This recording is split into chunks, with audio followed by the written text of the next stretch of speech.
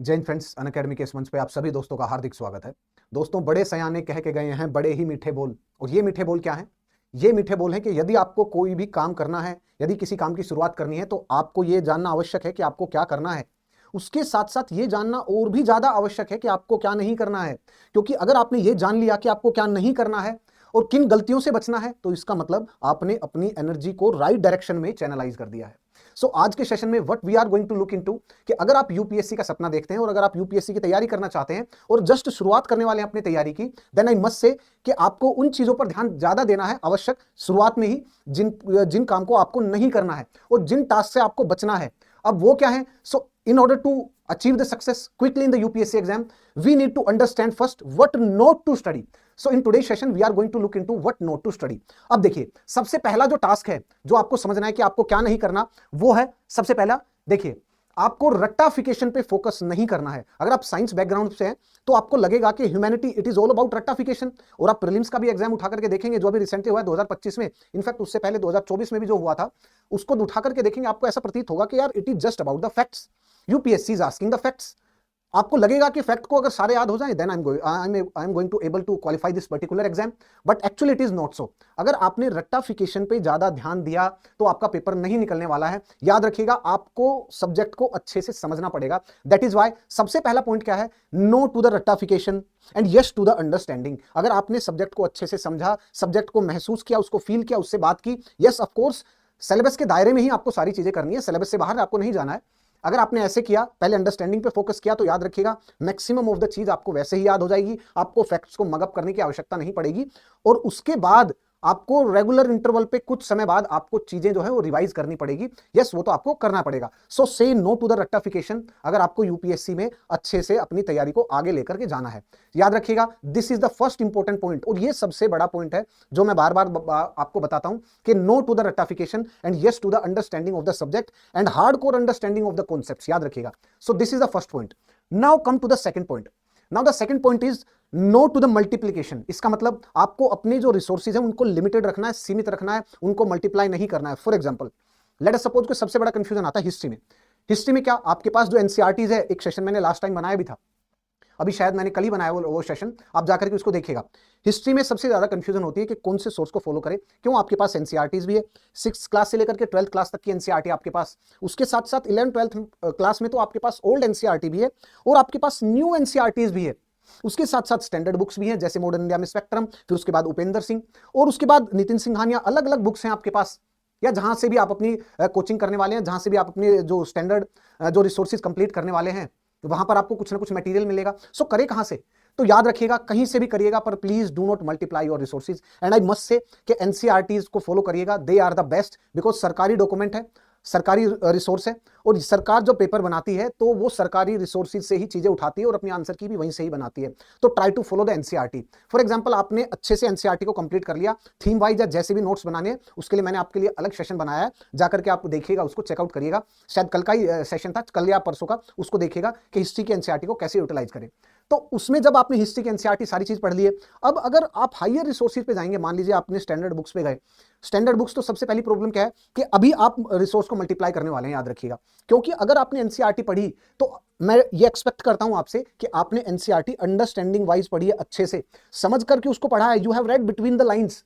अगर आपने उसको अच्छे से समझा नहीं है तो आप स्टैंडर्ड्स बुक भी पढ़ लीजिए, स्टैंडर्ड रिसोर्स भी पढ़ लीजिए, और कितनी भी बुक्स पढ़ लीजिए, उसका कोई फायदा नहीं होने वाला है। क्यों? क्योंकि आपने जो भी पढ़ा वो अच्छे से किया ही नहीं है। जो भी काम करे वो अच्छे से करना ज्यादा आवश्यक है। याद रखिएगा, आई एम रिपीटिंग कि जो भी काम करें उसे अच्छे से करना ज्यादा आवश्यक है, रादर देन कि आपने बहुत ज्यादा क्वांटिटी में वर्क्स उठा लिया, वर्कलोड इतना ज्यादा है कि उसी के नीचे आप एक दिन दब गए। ऐसा नहीं करना है आपको। सो से नो टू द मल्टीप्लिकेशन। तो आपको रिसोर्स पता होना चाहिए कि किन किन रिसोर्सेज से फॉलो करना है, कैसे आगे बढ़ना है, आपको बिल्कुल स्पष्ट और क्लियर पता होना चाहिए आपको। Now the third most important thing जो आपको ध्यान रखनी है, जो नहीं करनी है, say no to the consumption. For example, random data. Let us say कि आप अपनी तैयारी अभी शुरुआत करने वाले हैं, देन आपको लगा कि यस यूट्यूब पर सारे रिसोर्सेज अवेलेबल है। आई विल से कि यस अवेलेबल है, बस ये उसमें करंट का जो तड़का है वो अवेलेबल नहीं है, वो टाइम के साथ साथ चीजें होती हैं। लेकिन आपने उस रैंडम डाटा को उठा के कंज्यूम करना स्टार्ट कर दिया। आई विल से कि ये जो रैंडम डाटा है, इसको कंज्यूम करने से आपकी जो तैयारी है उसमें अहित ज्यादा होगा। हित कम होगा उसमें। क्यों? क्योंकि जो रैंडम डाटा है, याद रखिएगा, ये कितना पुराना है, कितना रेलिवेंट है, we just do not know. आप हो सकता है कि कंफ्यूज हो जाए, इसीलिए रैंडम डाटा कंज्यूम करने से पहले सतर्क हो जाइएगा। मान लीजिए कोई आपने एक डाटा उठाया या कोई आपने वीडियो उठाई, उसको देखना स्टार्ट कर दिए, देखना उसको स्टार्ट कर दिया। मान लीजिए कि एक टॉपिक है पर्टिकुलरली, जैसे कि फॉरेन ट्रैवलर्स इन इंडिया, उससे रिलेटेड जब भी प्रीलिम्स पास में आता है तो काफी वीडियोस आती हैं अलग अलग इंस्टीट्यूशन से। हमने भी लॉन्च करी थी, मैंने भी एक वीडियो बनाई थी, इसमें 2-2.5 घंटे के अराउंड की वीडियो है, इसी चैनल पर जाकर के देखिएगा। लेट अस सपोज कि आपने अभी तैयारी की शुरुआत कर रहे हैं और आपने उस वीडियो का डाटा कंज्यूम करना स्टार्ट किया, उससे नोट्स बनाने स्टार्ट किए, उससे कोई फायदा नहीं है। जाइएगा, पहले बेसिक कंप्लीट करिएगा। बेसिक कंप्लीट करने के बाद ये वीडियो आपकी तब हेल्प करेगा जब आपके बेसिक में कुछ कमी रह गई हो, उसमें आपको कंसेप्ट को इंप्रूव करना हो, प्लस कुछ फैक्ट्स में कमी रह गई हो, कुछ छूट गए हो आपसे फैक्ट, तब जाकर के उस रैंडम वीडियो को कंज्यूम करेंगे, तब आपको ज्यादा समझ में आएगा। ऐसे रैंडम वीडियो को please be in between consume मत करिएगा। Start your preparation from the very basic, very scratch. ठीक है, this is the third most important point. उसके बाद the fourth most important point is do not try to cover your current from the all the resources. कि आपने the Hindu भी पढ़ा, आपने the Indian express भी पढ़ लिया, आपने हिंदुस्तान टाइम्स के भी आर्टिकल पढ़ लिए, आपने कुरुक्षेत्र मैगजीन भी पढ़ ली, योजना भी पढ़ लिया, आपने सारी मैगजीन्स और सारे current affairs from the very beginning आपने पढ़ना स्टार्ट कर दिया। It makes no sense. Why it makes no sense? Why I am telling this? Because देखिए, अभी आपने अपना बेसिक पढ़ा नहीं है, आपको यही नहीं पता है कि डिलिमिटेशन कमीशन क्या है, और फ्रंट पेज पे डिलिमिटेशन कमीशन है, उसके साथ साथ एडिटोरियल पेज में भी है। जब आपको बेसिक ही नहीं पता है तो उस डिलिमिटेशन कमीशन की न्यूज को पढ़ के आप बताइए क्या करेंगे? उससे कैसे जस्टिफाई करेंगे कि उससे, और उस आर्टिकल से कैसे न्याय करेंगे, कैसे जस्टिस करेंगे? आप कर ही नहीं पाएंगे उससे जस्टिस। इसलिए that is why I am trying to say कि प्लीज आपको न्यूज़पेपर अगर पढ़ना भी है तो एक न्यूज़पेपर को फॉलो करिएगा। स्टार्टिंग में जब तक आपका बेसिक कुछ कंप्लीट ना हो जाए और आपको न्यूज़पेपर थोड़ा थोड़ा समझ में आने ना लग जाए, एग्जॉस्टिव न्यूज़पेपर रीडिंग या एग्जॉस्टिव मैगजीन रीडिंग की तरफ मत जाइएगा दोस्तों, उससे आपका टाइम ज्यादा खराब हो जाएगा। अब देखिए, आपको अगर जब आपका बेसिक कंप्लीट हो जाए उसके बाद भी एक न्यूज़पेपर को फॉलो करिएगा, एक कोई भी मैगजीन को फॉलो करना है, मंथली मैगजीन है किसी भी इंस्टीट्यूशन की, आप अनअकैडमी की भी फॉलो कर सकते हैं, करिएगा, लेकिन एक ही न्यूज़पेपर, एक ही मैगजीन, और अपने जो स्टैंडर्ड टेक्स्ट हैं, जो स्टैंडर्ड नोट्स बनाए हैं, जो कोचिंग में आपको कराएं वही करिएगा, उन्हीं को बार बार रिवाइज करिएगा, उन्हीं में अपनी अंडरस्टैंडिंग को इंक्रीज करिएगा, और फिर देखिएगा आप रिमार्केबल रिजल्ट्स आपके सामने आएंगे, रिमार्केबल रिजल्ट्स। नाउ उसके अलावा the fifth main important point is no to the PhD. For example, आपने अपना बेसिक कर लिया, आपने अपनी एनसीईआरटीज भी पढ़ ली, उसके बाद आपने क्वेश्चंस करे, प्रीवियस ईयर क्वेश्चंस प्रीलिम्स के किए, आपको समझ में आ रहे हैं, आपको लग रहा है कि यस ये बन रहे हैं, ऐसे आपने मेंस के क्वेश्चंस देखे, आपको लगा यस ये बन रहे हैं। अब उसके बाद फर्दर किसी भी चीज में पीएचडी जाकर के नहीं करनी है। For example, late us say कि ये जानना आवश्यक है कि जैसे इस बार प्रीलिम्स में क्वेश्चन आया कि ये जो सोलर फ्लेयर्स हैं, इससे रिलेटेड कुछ क्वेश्चन आया था, और मेरे को एग्जैक्ट उस क्वेश्चन के बारे में अभी मैं रिकॉल नहीं कर पा रहा हूँ, इस बार के प्रीलिम्स में आया था। तो ठीक है, आपको ये जानना सोलर फ्लेयर्स क्या है, ये कैसे इंपैक्ट करता है अर्थ के मैग्नेटिक फील्ड को, और अर्थ के जो एटमॉस्फेयर में जो अदर आयोनाइज्ड गैसेज है उसको कैसे इंपैक्ट करता है, और इंडिया जो वर्ल्ड में जो अदर जो इंस्ट्रूमेंट है, इलेक्ट्रॉनिक इंस्ट्रूमेंट, उस पर इसका क्या असर होता है, और ये कैसे अरोरा ऑस्ट्रेलिस एंड अरोरा बोरियलिस जो है वो कैसे डेवलप करता है, कैसे बनाता है, आप सबको पता होना चाहिए। कैसे ग्रीन लाइट डेवलप होती है, कैसे रेड लाइट डेवलप होती है, आपको सारा आइडिया होना चाहिए आपको। ठीक है, इन सारी चीजों के बारे में आपको आइडिया होना चाहिए रफ। नाउ अगर आप और ज्यादा इन डेप्थ में गए, फॉर एग्जांपल अब पीएचडी नहीं करनी, अब यहां पर आपको रुक जाना है, आपको केवल इतना भी नहीं जानना है कि अरोरा ऑस्ट्रेलिस और अरोरा बोरियलिस क्या होता है और आप उसको पढ़ करके आगे निकल गए, नहीं, आपको यह भी जानना है ये कैसे बनता है, क्या है light interact, when light interact with the solar winds तो उसका इंपैक्ट क्या होता है, ऑक्सीजन का इंपैक्ट क्या है, नाइट्रोजन का इंपैक्ट क्या है, इतना पढ़ लिया, यस दैट्स इतने की रिक्वायरमेंट है। लेकिन फर्दर रिक्वायर्ड उसमें जाना कि इसका आयोनाइजिंग पोटेंशियल कितना है, इसमें क्या है, इसमें क्या रेडिएशन है, कौन सी उसकी वेवलेंथ है, इसमें क्या है, उसमें जाकर फर्दर आपको पीएचडी नहीं करनी है। साइंस में आपको नहीं जाना है, आपको फिनोमेना देखना है, उसके बारे में समझना है, उसको आउटकम देखने हैं, उसका इंपैक्ट देख लिया आपने, और ये बना ये फिनोमेना जनरेट कैसे हुआ है, इन सब के चीजों के बारे में आपने देख लिया, दैट्स ऑल। अलग अलग डायमेंशन देख लिए, नाउ उसमें फर्दर पीएचडी जाके साइंस में नहीं जाना है आपको। This is what I am trying to say. समझ में आ गया? अब देखिए, फॉर एग्जांपल जैसे आपके पास वर्ल्ड हिस्ट्री है, जीएस पेपर उनमें क्वेश्चन आएगा, और वो भी मेंस में, और वो भी पिछले 2-3 सालों से तो आ भी नहीं रहा था, जैसे 2022-23 में एक भी क्वेश्चन नहीं आया था। सो 1750 में वर्ल्ड हिस्ट्री का वेटेज है केवल 10 नंबर का, end of course without understanding the world history आपको आईआर का जो पार्ट है उसमें समझने में बड़ी प्रॉब्लम होगी। देन आई मस्ट से कि आपको वर्ल्ड हिस्ट्री में पीएचडी नहीं करना है, वर्ल्ड हिस्ट्री को एक्सप्लोर नहीं करना है, अदरवाइज एक्सप्लोर हो जाओगे आप। तो आपको क्या करना है, उसमें पीएचडी से बचना है, क्योंकि उसकी वेटेज कम है, लेकिन उसके इश्यूज आपको पता होने चाहिए। यार वर्ल्ड वॉर 1 जो उसके वो क्या थे, पृष्ठभूमि क्या थी, बैकग्राउंड क्या था, क्यों वर्ल्ड वॉर 1 हुआ था, उसमें कौन कौन से पार्टीज थे, मतलब किन किन के बीच में संघर्ष था, उस संघर्ष का रीजन भी आपको पता चल गया, संघर्ष किनके बीच में था, संघर्ष जब हुआ वर्ल्ड वॉर 1 कब से कब तक चला, उसका आउटकम क्या हुआ और उसका आउटकम के कॉन्सिक्वेंसेस क्या हुआ, दैट्स ऑल। आपको ये नहीं जानना कि उसमें जितने कंट्रीज थे उनके पीएम कौन थे, प्रेसिडेंट कौन थे, किसने किसको मारा, किस टाइम मारा, क्या मारा, कैसे हुआ, कितने लोग मरे, ये 2 जून को कब हुआ, कैसे हुआ, 1914 के जनवरी में क्या हुआ, फरवरी में क्या हुआ, नहीं, इतनी पीएचडी आपको नहीं करनी है बिकॉज इसकी वेटेज भी कम है, बट आपको ओवरऑल थीम आपको पता होनी चाहिए। बट इतने टाइप की, जैसे मैंने आपको बताया, आपको मॉडर्न इंडिया में पता होना चाहिए, आपको इतनी सीक्वेंस, थोड़ा इन डेप्थ आपको सीक्वेंस पता होनी चाहिए। सो आपको ऐसे जानकर के चीजों को पढ़ना है कि कहां पर आपको देखना है, और किसी भी विषय में आपको एक्सट्रीम ऑफ द पीएचडी तो बिल्कुल भी नहीं करनी है, याद रखिएगा।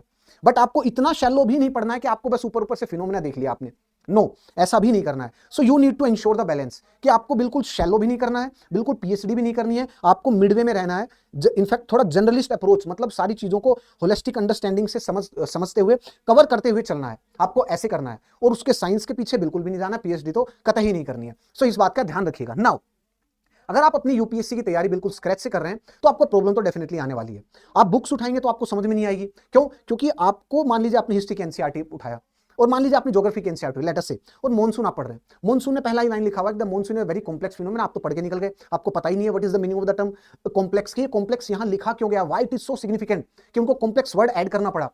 क्यों? क्योंकि वो बताना चाह रहा है एनसीईआरटी में जिन्होंने लिखा है कि मॉनसून इट इज, कि कितना सुंदर है फिनोमेना, कितना जटिल है, इसको पढ़ना, इसको समझना, कि इंडिया और रशिया के जो साइंटिस्ट हैं उन्होंने पढ़ने का प्रयास किया कि यस नेक्स्ट टाइम हम अगले बार बिल्कुल एक्यूरेटली प्रेडिक्ट करेंगे कि कहां पर कितनी बारिश होगी, कितने सेंटीमीटर होगी, क्या होगी, लेकिन कर नहीं पा रहे। इतने सालों से इतने सुपर कंप्यूटर्स लगे हुए हैं, यस ये तो बता देते कि बारिश कब होगी, कहां पर होगी, कितने परसेंटेज है, बट एग्जैक्टली प्रिडिक्ट कर पाना, अगर हम ऐसा कर पाते तो क्लाउड बस्ट को रोक पाते ना, उत्तराखंड की जो फ्लड थी, जो तबाही थी, उसको रोक पाते, लेकिन ऐसा नहीं कर पाए। क्यों? क्योंकि हमारे पास जो इंफॉर्मेशन है वो 100% सटीक नहीं हो पाती है। दैट इज वाई हम कहते हैं कि monsoon it is a complex phenomena, इसमें तो बहुत सारे वेरिएबल है, कौन सा वेरिएबल किस टाइम पे इंपैक्ट करेगा, इसलिए मॉनसून को और उसकी जो बारिश है उसको एग्जैक्टली प्रिडिक्ट कर पाना बहुत ही ज्यादा मुश्किल है। तो आप तो उसको पढ़ के निकल जाएंगे, लेकिन एक टीचर आपको बताएगा कि आपको किस चीज पर ध्यान देना है, कैसे ध्यान देना है, कैसे पढ़ना है, कितने नोट्स बनाने हैं, आपको वो सारी चीजें बताएगा। और इसमें अनअकैडमी आपकी हेल्प कर सकता है काफी ज्यादा, क्योंकि अनअकैडमी के पास है टॉप एडुकेटर्स और उनसे आप पढ़ सकते हैं। फॉर एग्जांपल अनअकैडमी के पास जो इकोनॉमी है उसके लिए मुरनाल सर है, अनअकैडमी के पास पॉलिटी है उसके लिए सिद्धार्थ सर है, अनअकैडमी के पास जो हिस्ट्री है उसके लिए हमारे पास प्रतीक नायक सर है। और अगर आप हिस्ट्री का उठा करके देखेंगे तो प्रतीक नायक सर के जो नोट्स हैं उन्हीं में से ही मोस्ट ऑफ द चीजें आई है। सो आप अनअकैडमी के प्लेटफॉर्म से जुड़ करके इसका लाभ उठा सकते हैं। और अनअकैडमी के प्लेटफॉर्म पर जो ज्वाइनिंग फीस है अभी वो है 19,999 रुपए में, आपको 1 साल का सब्सक्रिप्शन कंप्लीट मिलेगा, जहां पर आपके पास सारे सब्जेक्ट्स होंगे, जिसमें आपको बेसिक से और एडवांस लेवल तक का पढ़ाया जाएगा, जिसमें आपको 1 साल का नहीं, 1 साल का तो मिलेगा ही, उसके साथ साथ 1 साल का एक्सटेंशन बिल्कुल फ्री मिलेगा। और अगर आप ये कोड यूज करेंगे SKY50 तो आपको एडिशनल डिस्काउंट मिलेगा, प्लस मुझसे मेंटरशिप मिलेगी। सो जाइएगा। और दोस्तों ये जो ऑफर है ये लिमिटेड पीरियड ऑफर है, 31 को ये ऑफर एंड हो जाएगा, कल ये ऑफर एंड होने वाला है। सो आई मस्ट से कि जाइएगा, इस ऑफर का लाभ उठाइएगा। और आप अपनी तैयारी इंग्लिश मीडियम में भी कर सकते हैं, हिंदी मीडियम में भी कर सकते हैं। और इंग्लिश मीडियम में मतलब कंटेंट इंग्लिश में होगा and the way of delivery वो होगी आपके पास ऐसे इंग्लिश में। और जहां पर प्योर हिंदी मीडियम का बैच है वहां पर कंटेंट भी हिंदी में होगा और वे ऑफ डिलीवरी होगी वो भी हिंदी में ही होगी। और यह है इंग्लिश बैच जिसमें आपका कंटेंट भी इंग्लिश में होगा और वे ऑफ डिलीवरी भी इंग्लिश में होगी। नाउ अगर आप अनअकैडमी से जो ऑप्शनल का बैच है उसको परचेज करना चाहें तो वो भी कर सकते हैं, और ये है 8,499 रुपए में। और अनअकैडमी के पास जो ऑप्शनल है वो आप देख सकते हैं, उनके टीचर्स भी देख सकते हैं, आप वीडियो को पॉज करके देख सकते हैं इनको। सो फ्रेंड्स, अगर आप अपनी तैयारी को एक नया डायरेक्शन देना चाहते हैं तो किसी भी प्लेटफॉर्म से जुड़िए, मैं ये नहीं कह रहा इसी से जुड़िए, बट बिल्कुल अगर स्क्रैच से अपनी तैयारी स्टार्ट कर रहे हैं, ह्यूमैनिटी के बारे में आपको नहीं पता, आपको यही नहीं पता डेमोक्रेसी क्या है, then I must say please किसी की हेल्प लीजिएगा। आप जहां से करना चाहें वहां से कर सकते हैं, मूल्यांकन करिएगा, सबको एनालाइज करिएगा, कौन टीचर कैसा है, कहां पर है, कितने रिसोर्सेज हैं, कितना टाइम लगेगा, सारी चीजों का एनालाइज करिए, उसके बाद टेक योर डिसीजन। और टिल देन दोस्तों मिलते हैं किसी नेक्स्ट वीडियो में। टिल देन जय हिंद फ्रेंड्स।